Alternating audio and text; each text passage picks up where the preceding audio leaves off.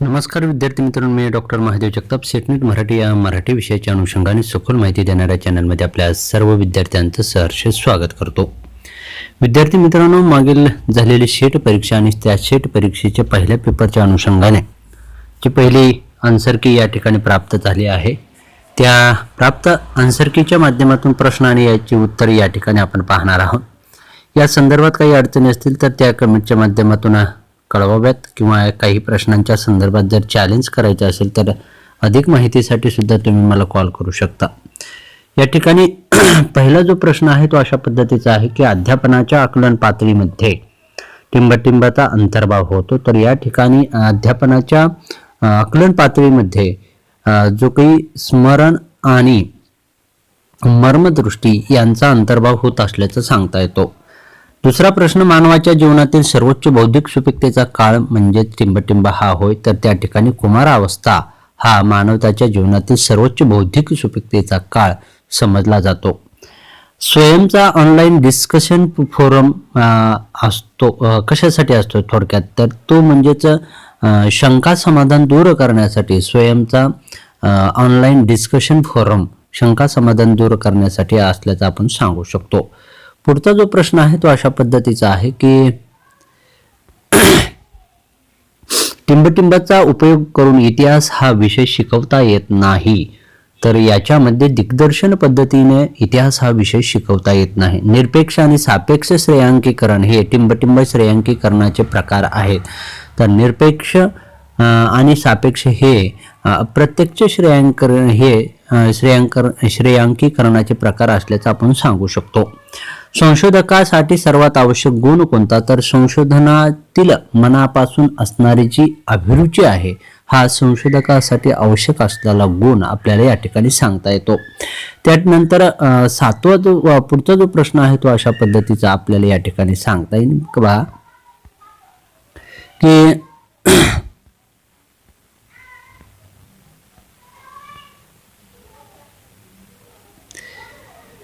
गुणात्मक संशोधन चिंतनशील टिपाच्या नोंदी करणे यास टिंबटिंब असं म्हणतात. तर त्या ठिकाणी टिप्पण काढणे अशा पद्धतीचा उल्लेख आपण करतो. ते म्हणजे गुणात्मक संशोधन चिंतनशील टिपाच्या नोंदी करणे म्हणजे टिप्पण काढणे या अर्थाने तो शब्द वापरला जातो.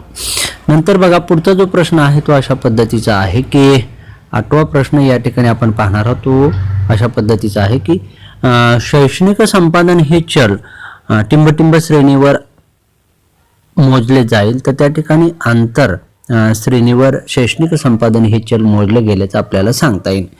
पुढचा बघा की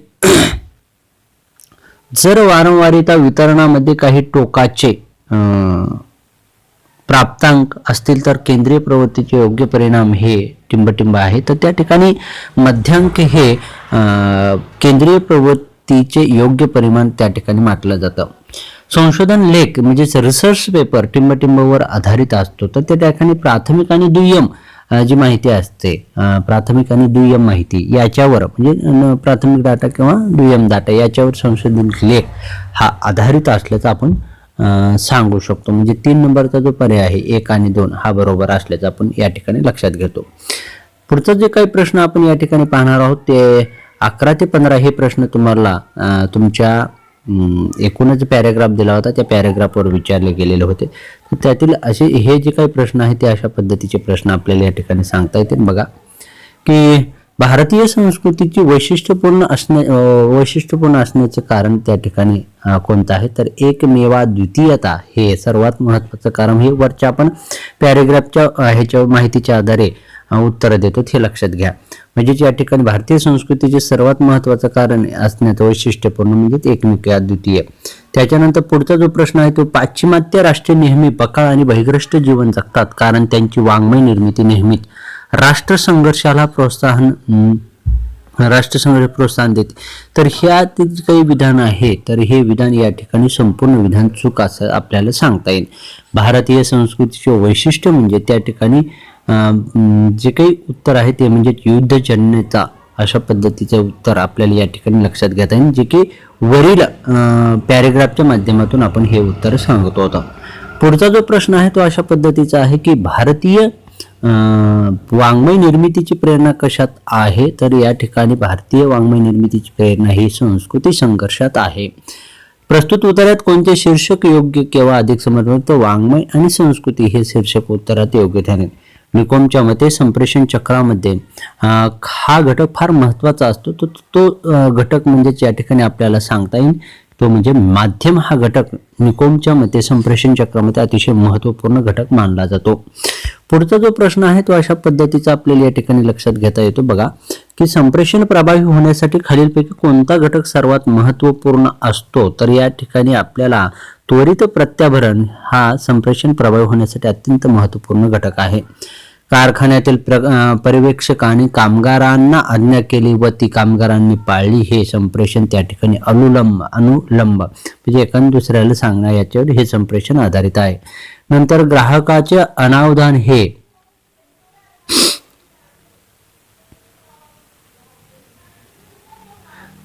टिंबटिंबावर परिणाम करू शकते, तर त्या ठिकाणी संप्रेषणाची परिणामकारकता यावर ग्राहकाचे अवधान परिणाम करू शकते. पुढचा प्रश्न आपल्याला या ठिकाणी पाहता येईल तो अशा पद्धतीचा आहे की बघा दूरदर्शन वाहिन्यावरील कार्यक्रम काही वेळा समाजाला चुकीच्या दिशेने नेतात, कारण एकतर प्रेक्षक आणि ग्राहक यांच्या अवबोधनातील जो फरक आहे तो फरक मुळात दूरदर्शन वाहिन्यावरील कार्यक्रम हे त्या ठिकाणी चुकीच्या दिशेने नेतात असे वगैरे नसतात. तर प्रेक्षक व ग्राहक याच्या बोधामधील किंवा बोधातील फरक हा त्यासाठी कारणीभूत ठरत असतो.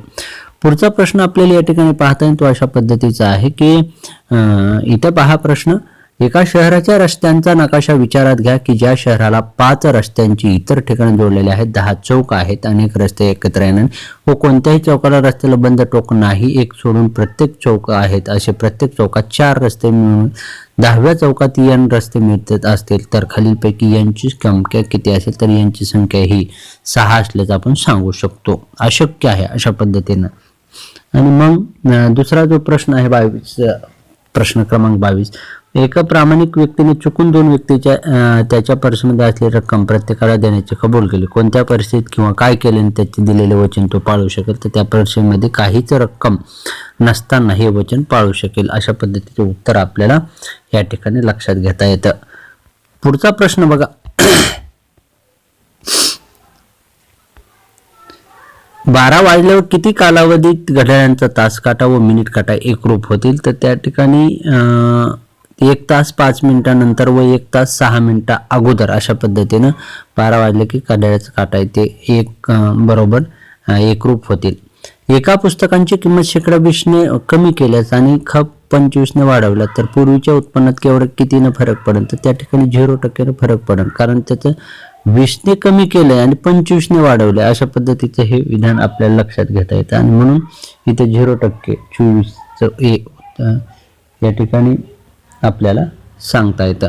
25 का प्रश्न क्रमांक 1, वस्तू 2120 रुपयाला विकल्याने मिळणारा जो शेकडा नफा व तीच वस्तू 1480ने विकल्याने होणारा तो तोटा सारखाच असेल तर ती किंमत विकल्यास नफा होईल. तर या ठिकाणी 2160 या किमतीने विकल्यास 20% नफा झालेला आपल्याला लक्षात घेता येतो. पुढचा प्रश्न अशा पद्धतीचा आहे की बघा या ठिकाणी प्रश्न अशा पद्धतीने विचारला की पुढील संकल्पना अर्थात पूर्ण तार्किक पद्धतीने योग्य क्रम दर्शवणार आहे. एक तर सगळ्यात महत्त्वाचं 2 नंबरचं म्हणजे लोकसंख्या, त्याच्यानंतर बेरोजगारी झाली की म्हणलं की त्याच्यानंतर आजार म्हणलं की दारिद्र्य या ठिकाणी किंवा इथं तुम्हाला असं इथं लक्षात घ्या सगळ्यात महत्त्वाचा जो क्रम आहे तो 26 नंबरचा जे काही प्रश्न आहे त्याचाच क्रम या ठिकाणी आपल्याला अशा पद्धतीनं एक तर लोकसंख्या 1 नंबरला हा, त्याच्यानंतर 2 नंबरला बेरोजगारी इथं 2 नंबर घेता येईल, त्यानंतर 3 नंबरला दारिद्र्य, 4 नंबरला पुन्हा या ठिकाणी आजार आणि 5 नंबरला आहे तो म्हणजेच मृत्यू. अशा पद्धतीचा हा क्रम आपल्याला लक्षात घेतोय. पुढचा प्रश्न अशा पद्धतीचा आहे की जर एका संकेताच्या आधारे QTXL हे म्हणजेच OPTG असे होत असेल तर त्या संकेताच्या आधारे CKNS चे रूपांतर म्हणजे 27 जे प्रश्नाचं उत्तर आहे ते म्हणजेच EHJN अशा पद्धतीचं हे उत्तर येताना रूपांतर येताना दिसून येईल. पुढचा जो प्रश्न आहे तो अशा पद्धतीचा आहे की बघा, बॉर्नविटा पाण्यावर पिल्याने शक्ती येते, कॉम्प्लॅन पाण्यावर पिल्याने शक्ती येते, दूध पाण्यावर पिल्याने शक्ती येते, म्हणून पाणी पिल्याने शक्ती येते, हे जे काही हेत्वाभास हे जे काही उत्तर आहे ते बरोबर. व्याप्ती, प्रतीक किंवा उपमान नाही. खालील विधानाच्या आधारे पुढीलपैकी कोणते निष्कर्ष? सर्व पक्षी पांढरे आहेत, सर्व पोपट पक्षी आहेत, काही पक्षी पांढरे आहेत, काही पोपट पांढरे आहेत, सर्व पोपट हिरवे आहेत, किंवा काही पक्षी पांढरे आहेत नाहीत. तर या ठिकाणचं जे काही उत्तर आहे ते म्हणजेच अशा पद्धतीने आपल्याला या ठिकाणी सांगता येईल की 1 आणि 2 फक्त हे बरोबर आहेत. म्हणजे काही पक्षी हे पांढरे आहेत ओके, आणि काही पोपट हे पांढरे आहेत, म्हणून या 1 आणि 2 हे निष्कर्ष आपल्या लक्षात घेता येतील. पुढचं बघा, प्रश्न अशा पद्धतीचा दिला होता की खालीलपैकी कोणती आकृती दिलेल्या 3 संकल्पामध्ये संबंध दर्शवते. त्याच्यामध्ये खेळाडू, स्त्रिया आणि माता अशा पद्धतीने दिलेलं आहे, आणि याचं जे उत्तर आहे ते म्हणजेच या ठिकाणी हे आहे. म्हणजे बघा तुम्ही आता याच्यामध्ये काही माता हे खेळाडू असू शकतात, काही स्त्रियाही असू शकतात, आणि खेळ हे काही स्त्रिया आणि माता अशा दोन्ही असू शकतात, आणि म्हणून 2 नंबरची जी आहे ती पर्यायी आपल्याला सांगता येते. त्याच्यानंतर पुढचा जो प्रश्न आहे तो अशा पद्धतीचा आपल्या लक्षात येईल. जे प्रश्न 31-32 या आकृत्यावर तुम्हाला विचारले गेलेले होते, आणि मग याचे जे काही प्रश्न आहेत ते अशा बघा तुम्ही इथे दिलेले आहेत प्रश्न. कोणत्या वर्षामध्ये उत्तीर्ण होणाऱ्या विद्यार्थ्यांची टक्केवारी सर्वात जास्त आहे? तर यामध्ये 31चं जे उत्तर आहे ते आपल्याला 2015 मध्ये सर्वात जास्त विद्यार्थ्यांची टक्केवारी जास्त आहे. 2012 ते या एकत्रित परीक्षेत उत्तीर्ण होणाऱ्या विद्यार्थ्यांची संख्या किती होती? तर 32चं उत्तर आपल्याला या ठिकाणी सांगता येते, म्हणजे 60 एवढी संख्या ही उत्तीर्ण होणाऱ्या विद्यार्थ्यांची असल्याचं आपण लक्षात घेऊ शकतो. त्यानंतर निरीक्षणात गणितमध्ये 40 आहे, किमान आणि कमाल निरीक्षण अनुक्रमे 20 आणि 60 आहेत. तर किमान व कमाल निरीक्षणे वगळली तर उरलेल्या निरीक्षणांते मधील किती? तर त्या ठिकाणी उरलेले जे काही निरीक्षण आहे किंवा का तर त्याच्यामध्ये बदलणार नाही हे आपण लक्षात घेणार. त्याचं कारण असं 12 निरीक्षण गणितमध्ये 40च आहे, आणि कमाल निरीक्षणे अनुक्रमे 20 आहेत, म्हणजे 20, 40, 50, 60 अशा मध्यस्थानी त्या ठिकाणी बदलणार नाही हे आपण लक्षात घेऊ शकतो. नंतरचा जो प्रश्न आहे तो अशा 34 ते 35 वरील जे काही ह्याच्यावरून विचारला गेलेला प्रश्न होता. एकाच प्रकारचा खेळ खेळणाऱ्या खेळाडूंची संख्या किती आहे? अशा पद्धतीचा हा प्रश्न होता. तर त्या ठिकाणी 61 खेळाडू असे आहेत की जे एकाच प्रकारचा खेळ खेळतात. त्यानंतर फक्त 2 प्रकारचे खेळ खेळणाऱ्यांची संख्या किती आहे? तर 35 त्या ठिकाणी 16 हे उत्तर आहे की जे फक्त 2 प्रकारचे खेळ हे खेळणारे खेळाडू आपल्याला सांगता येतील.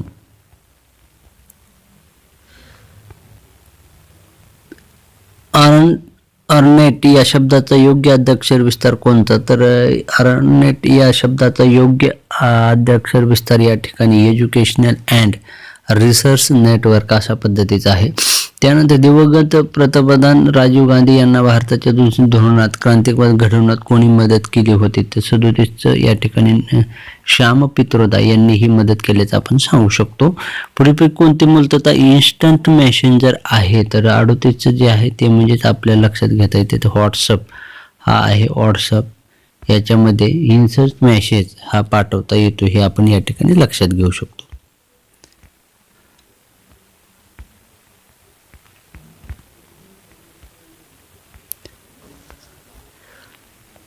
बघा प्रश्न अशा पद्धतीचा दिलेला आहे तुम्हाला इथे.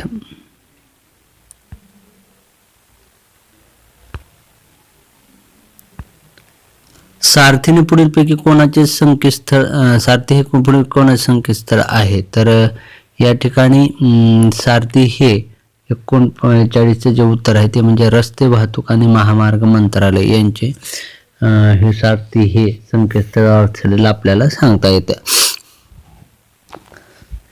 त्यानंतर भारतातील उच्च शिक्षण क्षेत्राचे डिजिटल पुढाकार योजनेसंदर्भात BYOD म्हणजे त्या ठिकाणी BYOD म्हणजे अशा पद्धतीचा हा प्रश्न आहे. तर 40 जे उत्तर आहे ते आपल्याला ब्रिंग युअर ओन डिव्हाइस अशा पद्धतीने पाण्यामध्ये इकोली म्हणजे असणे म्हणजे पाणी टिंबटिंबामुळे दूषित असण्याचे प्रमाण जास्त असतं, तर त्या ठिकाणी 41चं जे उत्तर आहे ते मलमूत्र असण्याचं जास्त प्रमाण आपल्याला सांगता येतं. पुढचा प्रश्न अशा पद्धतीने इथं लक्षात घेता येतो बघा, की नागरी वस्तीसाठी दिवसा ध्वनी तीव्रतेचे पातळी जास्तीत जास्त प्रमाण पुढीलपैकी कोणते असते, तर 42चं जे उत्तर आहे ते म्हणजे 55 डेसिबल. अशा पद्धतीनं घातक कचरा सीमापार चळवळीचं नियमन व नियंत्रण करणाऱ्या परिषदेला टिंबटिंब म्हणून ओळखले जाते, तर 43चं बेशल परिषद म्हणून त्या ठिकाणी ओळखलं जातं.